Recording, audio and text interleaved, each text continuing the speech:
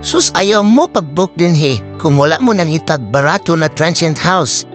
Kay ang KW Transient Home, grabe nakabarato. Fully furnished pa jud. Bugnaw kayo ang aircon sa sulod. 2 bedrooms na ni nga maka-occupy up to 12 guests. Free wifi na i-video para pwede mo magkanta-kanta.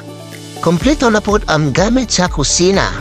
Sama sa lutuan na gas stove, kaldero, kalderin o kuban pa pangluto. Sakto kayo ni kung naamoy okasyon kay pwede man mo magluto-luto para makatipid.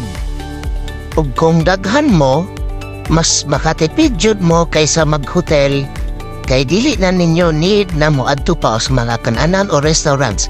Dinhi na lang sa KW Transient Home. Dako pod ang refrigerators so kung amoy mga ipang store sa sulod, pwede kaayo.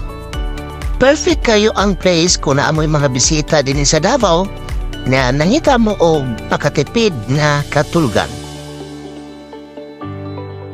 Ang ilang CR limpyo kayo, napajoy hot and cold shower.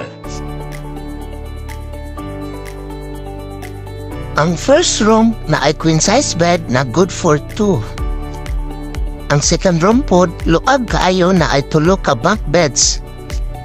O pwede mag-provide of additional beddings para sa uban guests na sobra, maximum of 12 tax. Ayaw na paglangan, i-book na dayon kay dali ra kaayo ma-fully book ang KW Transient Home. Ang nakanit sa dawas kay pwede mo mag-barbecue kay naslay barbecue area. Salamat!